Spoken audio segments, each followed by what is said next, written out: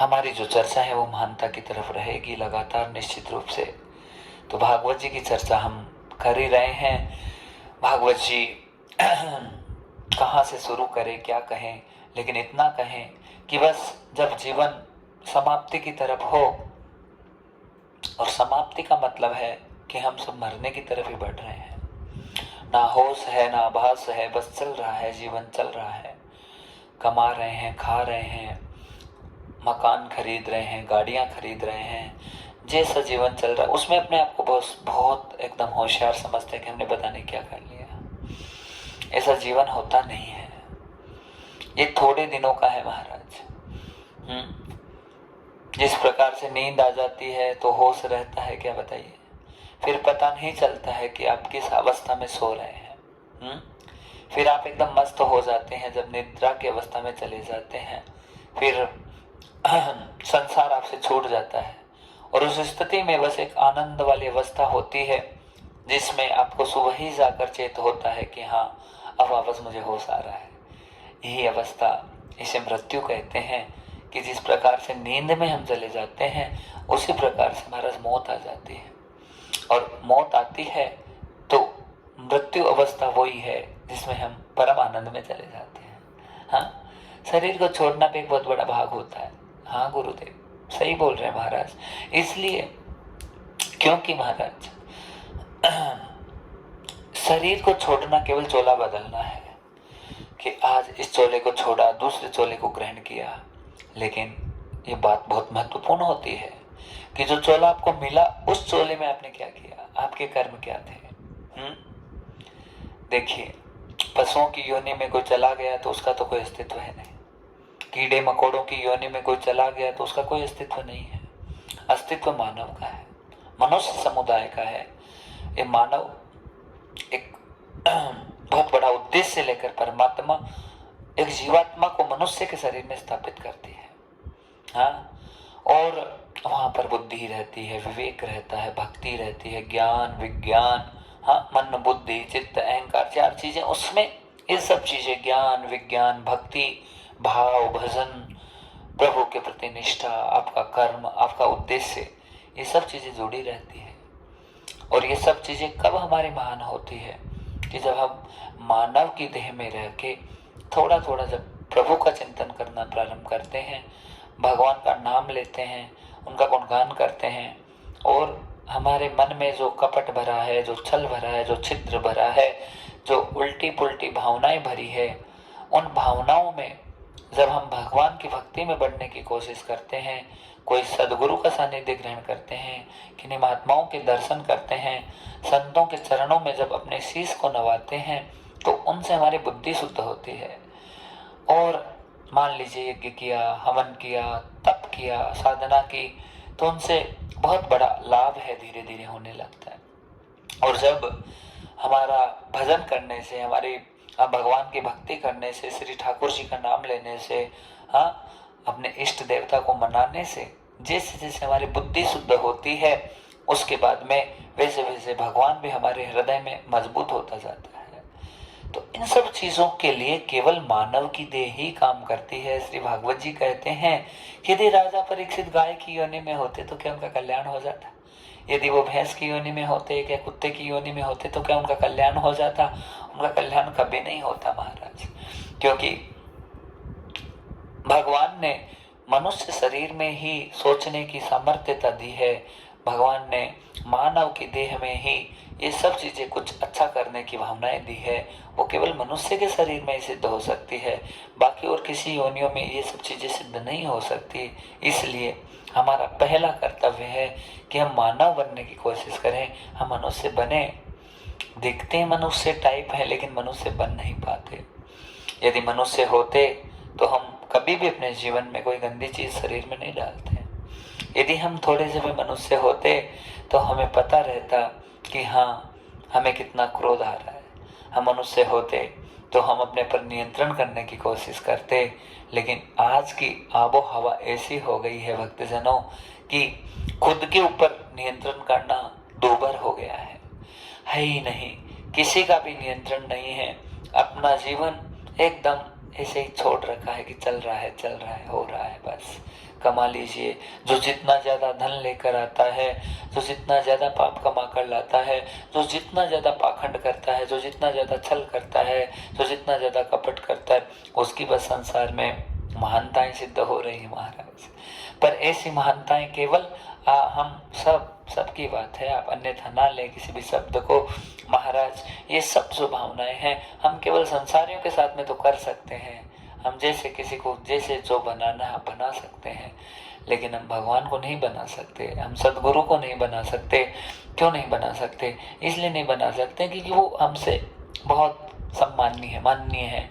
और माननीय क्या, हमारे परम पिता है, हमारे पर ब्रह्म है, हमारे परमात्मा है। तो परमात्मा है तो परमात्मा परमात्मा रहेंगे और उन्हें हम कुछ नहीं सिखा सकते, वो पहले से सीखे हुए हैं सब चीज़ों को।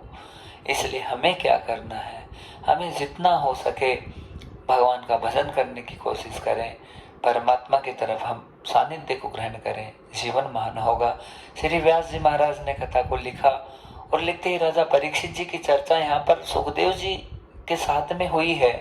तो बड़ा सुंदर व्याख्यान आता है कि जैसे ही श्री सुखदेव जी कथा सुनाने के लिए तैयार हुए तो एक ही बात कही थी राजा परीक्षित जी को कि हे परीक्षित, आज तुम्हारे जीवन के नहीं बल्कि तुम्हारे पुरखों के, तुम्हारी पीढ़ियों के पता नहीं कितने कितने जन्मों के आज पुण्योदय हो गए, उसके कारण से तुम्हें आज भगवत वाणी सुनने का अवसर प्रदान हो रहा है। ये बात एकदम सत्य है क्योंकि भागवत का हर श्लोक हर बात को पुष्ट करता है। कैसे करता है तो सुनिए।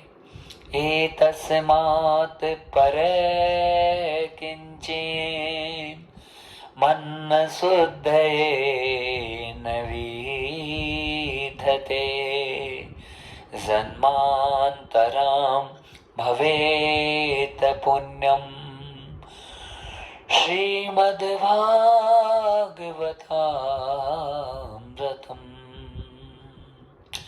जन्मान्तरं भवेत् पुण्यम् श्रीमद्भागवतामृतम्।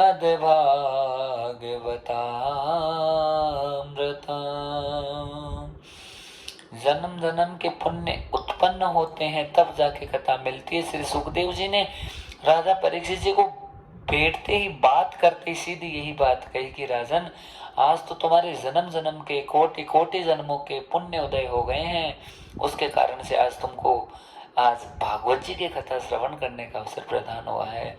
हे भक्तजनों, ये बात बिल्कुल सत्य है। भगवान की कोटि कोटि अनन्य अनन्य कृपा जब हम पर होती है तब जाकर ही हमें सत्संग का मार्ग प्राप्त होता है। बिना सत्संग के किसी का कल्याण नहीं हुआ। हाँ, और उस सत्संग मिलेगा तो उसमें गुरु चाहिए। गुरु ही आकर हमारे जीवन की महानता को सिद्ध करते हैं, गुरु ही आकर हमारा मार्ग प्रशस्त करते हैं, गुरु ही आकर हमें जीवन को जीना सिखाते हैं।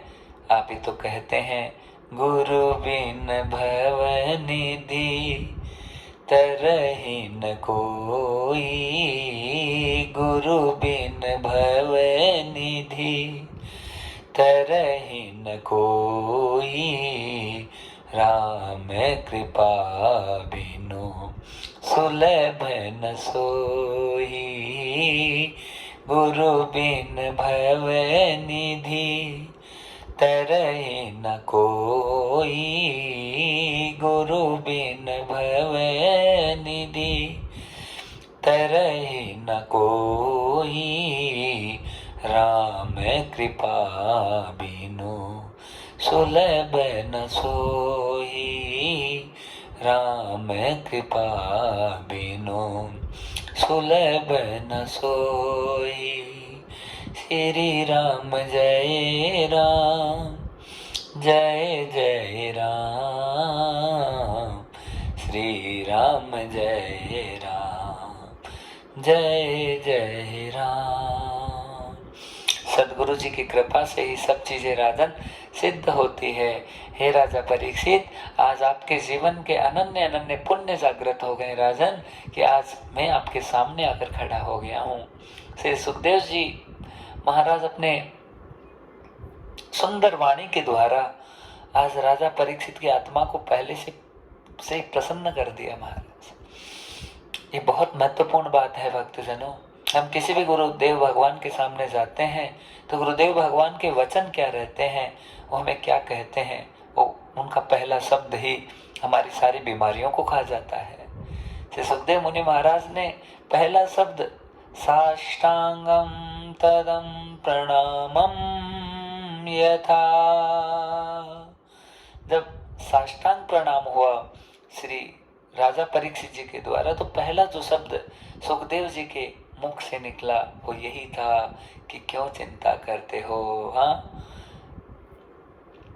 कि चिंता तुरो भवेत, क्यों चिंता है तुम्हें, हाँ, अरे मैं आ गया हूँ, अब तुम्हें नस्तम शोका कुलो भवेत, अब शोक में मत जाइए राजन।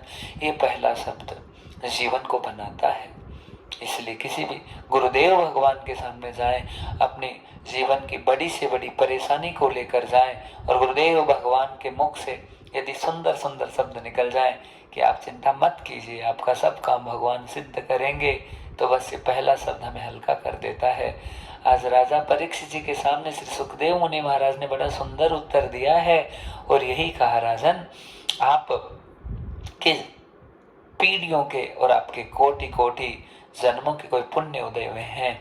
हे राजन, सर्प दंश का श्राप आपको लगा है, लेकिन उससे भी आपको मुक्ति प्राप्त हो जाएगी, क्योंकि उसका कारण एक ही है। क्या है? तदम भगवतां प्रोक्तम्। भगवान जब खुद आकर किसी चीज के लिए तैयार हो जाते हैं और अपनी वाणी को किसी को दान कर देते हैं, तो हे राजा, भगवान की वाणी से बढ़कर कोई भी चीज, कोई भी शक्ति इस संसार में है नहीं। और बस प्रभु की कथा, प्रभु का स्मरण, हरि की कथा, उससे जीवन में कितना ही बड़े से बड़ा क्लेश हो, सारे क्लेश खत्म हो जाते हैं। इसलिए आप चिंता मत कीजिए। नस्तम चिंता तुरो भवेत, हाँ, प्रसन्न मुद्रा वरदो भवेत। आप प्रसन्न मुद्रा में चले जाइए। बस ये पहला शब्द महाराज, शब्दों से जीवन बदल जाता है। भक्तजनों, सत्संग की महिमा इसीलिए लिखी गई है और श्री ठाकुर जी की कृपा से ही हमें महान महान सत्संग प्राप्त हो सकता है।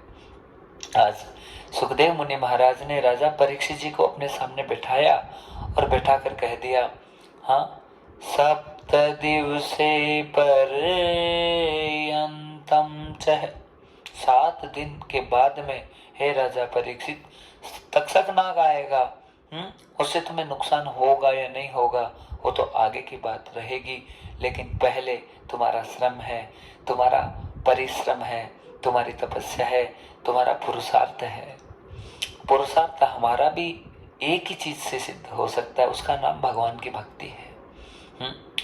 आज राजा परीक्षित जी को एक ही बात से सुखदेव मुनि महाराज ने कही कि 7 दिनों में मैं तुम्हें भागवत की कथा सुनाऊंगा, हाँ, और 7 दिनों तक जितनी तुम्हारी श्रद्धा और जितनी भावना भगवान के प्रति जागृत हो जाए, हे राजन, संपूर्ण रूप से अपने जीवन को आत्मरूप से परमात्मा के प्रति समर्पित भाव से उनके चरणों की शरणागति को ग्रहण कर लो।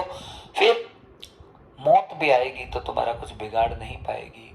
ये बिल्कुल सत्य बात है भक्तजनों।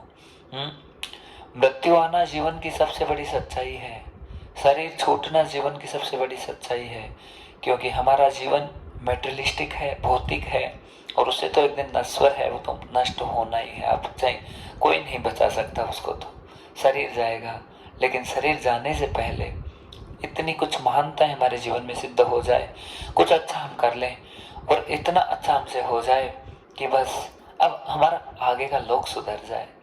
इसी का नाम भागवत होता है। सुखदेव जी ने बड़ा सुंदर आसन दिया है, आसनम सुशोभनम परम शोभनम चह, और खुद के आसन को भी सुशोभित किया है। तिष्ठम महाभागम महामुनिम यथा, आज अधिष्ठित हो गए महाभाग महामुनि श्री सुखदेव मुनि महाराज। लेकिन उसी समय बड़ा आनंद होने का समय आया है। बड़े बड़े ऋषि महात्मा मुनि आकर उसी स्थान पर विराजित हो रहे हैं, और विराजित होने का कारण क्या है कि वो अपने आंखों से देखना चाहते हैं कि भागवत क्या करती है। आप भी इस चीज को महसूस कर लीजिए। भागवत जी साक्षात वरदान है कलयुग में। कली दावा नले नापे साधनम भस्मताम गतः। कली रूपी जो दावानल है, अग्नि लगी हुई है सब जगह, और उससे जितने परमार्थ के साधन है वो सब खत्म हो रहे हैं। न योगी नेव सिद्धोवा, न ज्ञानी सत्क्रियो न रहे। न कोई योगी बच रहा है, न ज्ञानी बचा है, न कोई सिद्ध है, न कोई महात्मा है। सब ऐसा ही चल रहा है। सत्यम नास्ति तपय सोच दया दानम न विद्यते। उदरम भरिणो जीवो वरा का कूट आसीन है। सब केवल अपना पेट भरने में लगे हुए हैं। ना सत्य है, ना दया है, ना कोई अच्छा भाषण है, ना कोई संभ्रांतता बची है। बस सब जगह महाराज वासना, सब जगह व्यसन, सब जगह उल्टा पुल्टा, सारी चीजें इतनी ऐसी हो गई है। नारद जी भी इन सब चीजों के दर्शन करें। सुखदेव जी कहेंगे परीक्षित जी को कि राजन, जीवन इतना कठिन हो जाता है कलयुग में कि आदमी करे तो क्या करे। तीर्थ में चले जाइए, वहां पर भी परेशानी है। हाँ, अच्छे से अच्छे स्थान पर चले जाइए जहाँ पे आपको लगता शांति आएगी, वहां पर भी परेशानी है। हर जगह आदमी अशांत होकर घूम रहा है। हर जगह कहीं पर भी उसे दूर दूर तक उसकी मंजिल नजर नहीं आ रही। दूर दूर तक ऐसा कोई आनंद उसे नजर नहीं आ रहा कि वो शांति से खुश रह के अपने जीवन के 10 दिन भी आराम से निकाल दे। बहुत मुश्किल है।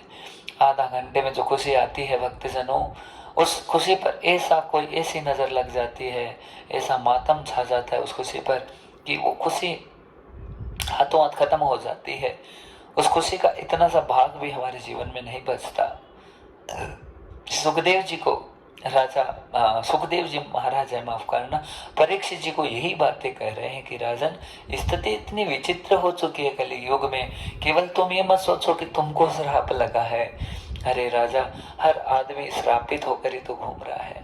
अपने अपने कर्मों के कारण से सबको तकलीफ है, सबको परेशानी है। और आज बड़े आनंद के साथ में आसन दिया है, और उसी समय जितने संत महात्मा हैं, जितने अत्रि अंगिरा पुलस्त पुलय भृगु वशिष्ठ चौनस्य गौतमो मेध अतिथि देवल्ल देवरा, तो बहुत सारे बड़े बड़े ऋषि सिद्ध मुनिंद्र ज्ञानेंद्र आज सब श्री सुखदेव मुनि महाराज के सामने आकर बैठ रहे हैं। और बैठकर बस केवल एक ही चीज की चर्चा कर रहे हैं। मन में उनके जो भावना आ रही है वो बड़ी सुंदर आ रही है भक्तजनों। वो भावना ये आ रही है कि जो सुखदेव जी का स्वरूप है वो केवल 8 साल का जैसे बालक है, 16 साल की आयु, लेकिन फिर भी आयु उनकी नजर नहीं आ रही। क्यों? क्योंकि जो हरिश्चितम समाश्रयेतम है, जो भगवान को अपने चित्त में धारण कर लेता है और सारे दिन परमात्मा का भजन, परमात्मा का चिंतन, प्रभु का नाम और भजन जिसके जहन में चलता रहता है, उसकी आयु कभी शरीर से नजर नहीं आ सकती।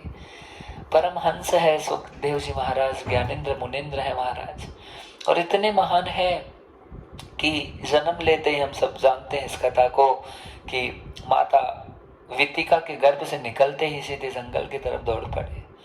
और पिता इतने गृहस्थ वाले थे, बहुत ही रोकने की कोशिश की कि पुत्र रुक जाओ ना, पुत्र रुक जाओ ना, लेकिन वो पुत्र सुखदेव रुके ही नहीं। और नहीं रुकने का कारण क्या था? बस केवल एक ही कारण था कि उन्हें सबका भला करना है। ये परोपकार की भावनाएं जीवन जीता देती है। ये परोपकार की भावनाएं जीवन में कुछ न कुछ उद्देश्य दे देती है। ये परोपकार की भावनाएं महाराज हमें हमारा निर्माण कर देती है। परोपकार की भावनाएं कि खुद के लिए क्या जीना, बच्चों के लिए क्या जीना, अपनी पत्नी के लिए क्या जीना, ये जीना नहीं होता है। अपनी एक एक सांसें जीव मात्र के लिए, मानव समाज के लिए, इस जगत को बचाने के लिए परमात्मा की रजा में रजा कर देते हैं तो जीवन महान हो जाता है। सुखदेव जी ने कहा, परीक्षित जी आप बैठिए, आप आसन को ग्रहण कीजिए और रिलैक्स हो जाओ राजन, क्योंकि जन्म मृत्यु तो भगवान की लीला है। ये आती रहती जाती रहती है। और एकदम सत्य है भक्तजन, हम सोचते हैं कोई हमें श्राप दे देता है, कोई हमारा ऐसा कर देता है, वैसा कर देता है। ये सब विधाता के विधान होते हैं जो पहले से निश्चित है किसका क्या होगा संसार में। हमारे हाथ में कोई चीज नहीं होती है। हमारे हाथ में केवल एक चीज होती है, हमारा स्वभाव, गुरु कृपा, भगवत कृपा। हमारा बस शीश झुकता रहे सब जगह। हम अपने आप को इतना छोटा समझ कर जिए कि हम बड़े महान हो जाए महाराज। हम क्यों सोचे कि लो हम इतने बड़े हो गए, हमें ज्ञान हो गया, हमें विज्ञान हो गया, हम तो बड़े महात्मा बन गए। इस संसार में ना कोई छोटा है ना बड़ा है, बस प्रभु कृपा से सब जो चल रहा है वो है हमारा। बाकी हमारा कुछ भी नहीं है संसार में। हमारा सब कुछ सर्वस्व खत्म होने वाला है एक दिन। हाँ, ये जितना शरीर है हमारा सब मिट्टी होकर एक दिन सब चला जाएगा, भस्म हो जाएगा। हाँ, साधनम भस्मताम गतः है, सारे साधन भस्म होने वाले हैं और ये भौतिक शरीर है वो भी चला जाएगा। लेकिन शरीर छोड़ने से पहले इतना अच्छा कीजिए, सबके प्रति अनन्य भावनाएं हमारे जीवन में, सबके प्रति अच्छी मंत्रणाएं, सबके प्रति अच्छी सोच और इतनी जागृति रहे कि बस हमने क्या लेकर आए थे हम क्या लेकर जाएंगे। आज सुखदेव जी यही सारी चीजें परीक्षित को समझा रहे हैं। राजा, तो इतना बड़ा राजा, पूरे एशिया खंड का राजा, तुमने क्या नहीं कमाया, तुमने इतना धन देखा है, इतना ऐश्वर्य देखा, इतनी दौलत देखी, पर राजा तू आज खुद बता दे कि ये सब चीजें तेरे काम आ रही है क्या? बता। महाराज, कुछ भी काम नहीं आता, केवल हम कितनी लोक भलाई करते हैं, कितनी जग भलाई करते हैं। एक एक सांसों का दान बलिदान करके एक संत एक महात्मा सबकी सेवा करता रहता है। और सेवा परमो धर्म है, सबसे बड़ा धर्म सेवा ही है।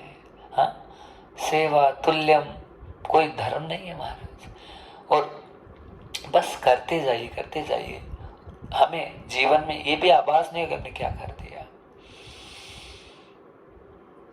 कथा बड़ी सुंदर है और कथा की सुंदरता तो हर जगह से पुष्ट होगी, क्योंकि कथा नैमिषारण्य की पवित्र भूमि में भी चल रही है, जहाँ पर सूत जी महाराज उनका ऋषियों को सुनाएंगे और नारद जी मैत्री ऋषि का संवाद होगा, श्री शंकर भगवान माता पार्वती जी को कथा सुनाएंगे, सुखदेव जी है राजा परीक्षित जी को लेकर बैठ गए और बैठे तो बड़ी सुंदर बातें, और बातों में से भी क्या बात निकल के आ रही, ये बात निकल के आ रही कि राजा कल्याण तेरा निश्चित है।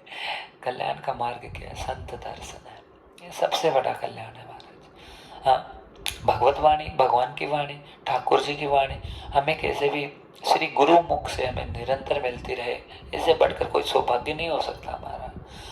बस भगवान की वाणी हमें निरंतर मिलती रहे, ये सबसे बड़ी कृपा है। हाँ, लगातार सत्संग मिले, कैसे भी मिले, दुख पाके मिले, सुख पाके मिले, क्योंकि इतना शांत मन रहता है, इतना शांत कि और कुछ समझ में नहीं आता और कुछ आ भी नहीं सकता। आधा घंटे भी सत्संग सुन लेते हैं, फ्रेश हो जाते हैं। 1 घंटा बैठ गए, 2 घंटा बैठे। हाँ, और जितना ज्यादा से ज्यादा समय हम भगवान की वाणी में चर्चाओं में देंगे, उसी से हमारे रोगों की निवृत्ति होगी, उससे हमारी आत्मा की निवृत्ति होगी। परीक्षित जी को सुखदेव जी यही सारी चीजें समझा रहे हैं। ये कह रहे हैं, राजन आज तक तुमने इतना बटोरा, इतना बड़ा राज्य तुम्हारा, इतना सब कुछ तुमने भोग किया, तुमको क्या मिला बता? राजा परीक्षित ने अपने हाथ जोड़ लिए, हे गुरुदेव भगवान मुझे क्षमा करें महाराज, ये सब चीजें मैंने आज तक की, लेकिन आज तक मेरे जीवन में कोई शांति प्राप्त नहीं हुई, कोई आनंद प्राप्त नहीं हुआ। हे महाराज, मेरे जीवन में श्राप लिखा हुआ था, श्राप तो मुझे लग गया, लेकिन श्राप लगने के बाद में आज जो मेरे जीवन में जो क्षण आया है, जो मोमेंट आया है, उस मोमेंट को मैं कभी नहीं भूल सकता। हे महाराज, जब मैं मेरे दरबार में रोज, आज की ही बात है, चिल्ला चिल्ला कर कह रहा था कि मुझे कोई मार्ग दिखाइए, कोई मेरा मार्ग प्रशस्त कीजिए, मुझे श्रृंगी ऋषि का श्राप लग गया है, मेरा जीवन केवल 7 दिनों का बचा है, अब मेरा होगा क्या, मेरे प्राण कौन बचाएगा, मेरा कल्याण कौन करेगा? तो जितने हजारों महात्मा थे, जो कि अभी महाराज आपके सामने बैठे हैं, बहुत सारे महात्मा इतने बैठे हैं महाराज, लेकिन सबने हाथ खड़े कर दिए, सबने कहा कि हमारे बस की बात है ही नहीं, हम कैसे कहें। राजन, हमें भी तुम कहें कि यज्ञ कर लो, उससे भी तुम श्राप से मुक्त नहीं हो सकते। हमें कह देते कि लो हम तुम्हारे लिए कोई अनुष्ठान कर ले, कोई जप कर ले, कोई पूजा कर ले, कोई पाठ कर ले, तो भी राजन वहां से कल्याण नहीं हो सकता था। हे मुनिंद्र ज्ञानेंद्र से सुखदेव मुनि महाराज, साक्षात शंकर जी के अवतार, आज आपके दर्शन करके मेरे रोम रोम गदगद हो रहे हैं और मन में बस केवल एक ही भावना उत्पन्न हो रही है कि आज तक मुझे जो शांति और आनंद प्राप्त नहीं हुआ संसार में, केवल आपके दर्शनों से मुझे वो आनंद प्राप्त हो रहा है। नूनम भगवतो ब्रह्मा ग्रह सुग्रह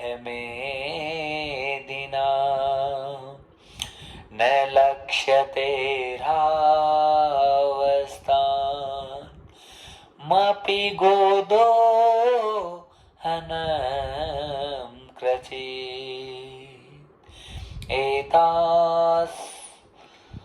एषां संस्मरणात् पुंसाम्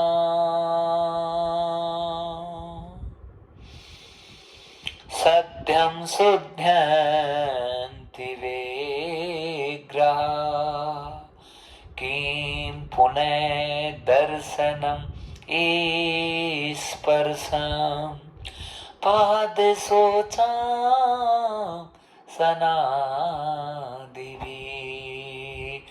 राजा परीक्षित जी ने इन दोनों श्लोकों के साथ में बड़े आनंद से सुखदेव जी को कहा कि महाराज, आपके बारे में तो कौन नहीं जानता, आप इतने, आपके बारे में कोई शब्द है ही नहीं प्रभु, बस केवल दर्शन मात्र से जीवन धन्य हो रहा है।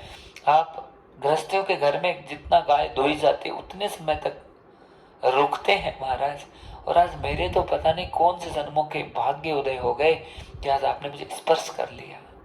हाँ, ऐसाम संस्मरणात् पुंसाम सद्य शुद्ध्यन्ति विग्रहा किम पुनः दर्शन स्पर्श है पाद सोचा सनादि भी। महाराज जी, आज आपका केवल स्पर्श करने मात्र से तो मेरे सारे जितने पाप थे वो तो सब खत्म हो गए। सर्व पापम विमोचये सर्वदोषां नष्टं प्रायः, सारे दोष नष्ट प्राय हो गए महाराज, और बस मेरे में इतनी शुद्धता, इतना आनंद प्राप्त हो गया कि मुझे और किसी चीज की आवश्यकता नहीं है। बस प्रभु, केवल आपके स्पर्श से और आपके दर्शन मात्र से मेरा रोम रोम रोमांचित हो रहा है और हृदय गदगद हो रहा है। मेरे कुछ समझ में नहीं आ रहा। नेत्रम तदो सजल मूला, बस मेरे नेत्र सजल हो रहे हैं, रोना ही रोना आ रहा है आपको देख देख के। ये कथा बड़ी सुंदर है भक्तजनों, कथा को यहाँ पर समझने की आवश्यकता है।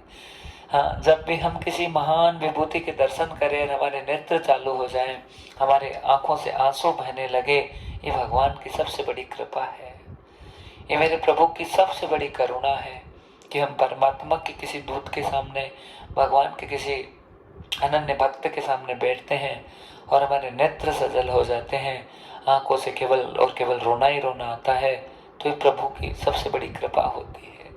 हाँ, और आंसू होते हैं वो आत्मा के होते हैं, अंदर से आंसू निकलना, हमारे जीवन के जितने दोष होते हैं वो गलित हो जाते हैं और बस आत्मा पवित्र पावन पुनीत होने लग जाती है।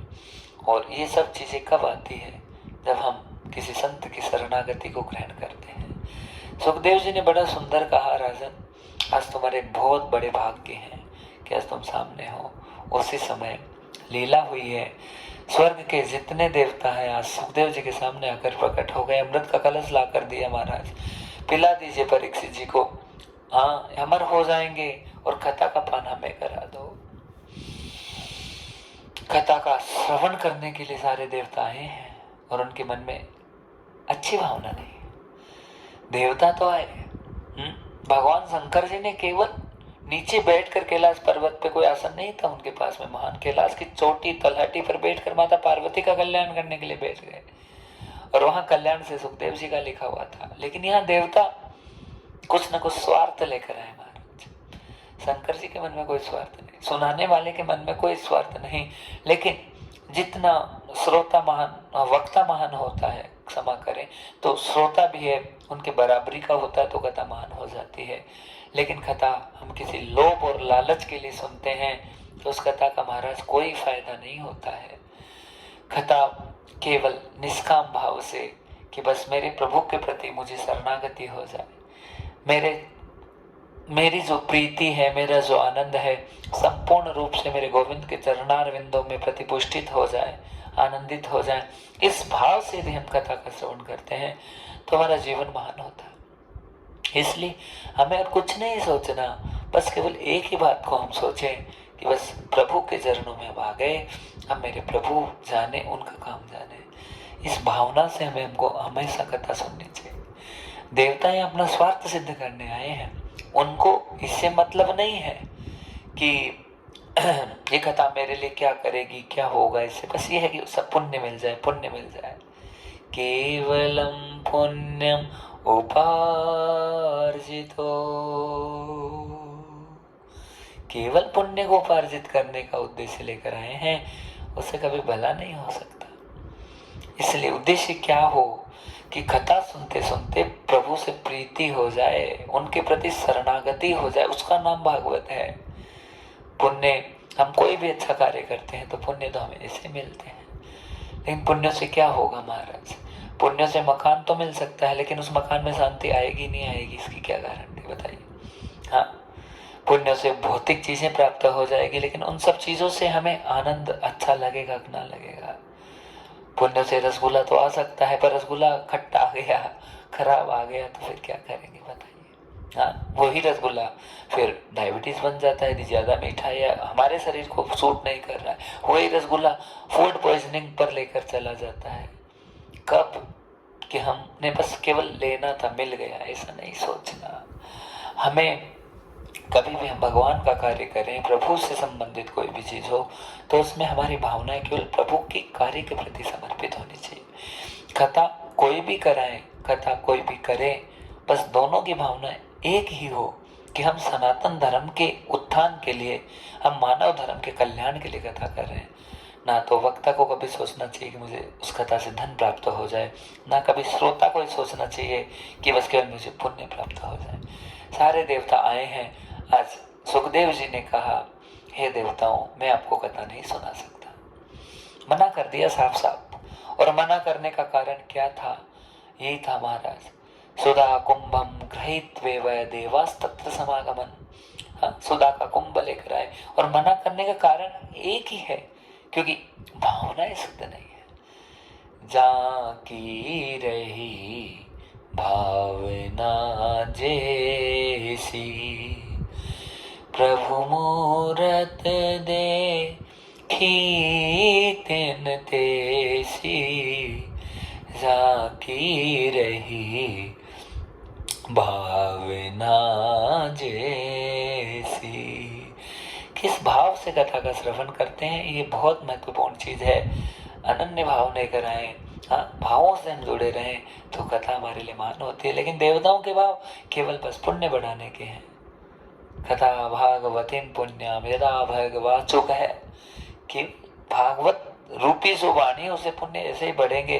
पर हम लालच किसी चीज का ये नहीं लेकर आए कि इससे हमारा ये हो जाए, इससे हमारा ये हो। जो होना है अच्छा बुरा, वो तो मेरे करतार के हाथ में है।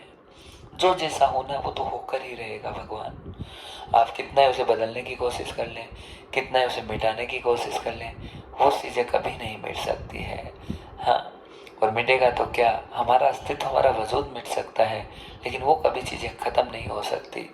तो हमें बस क्या करना है,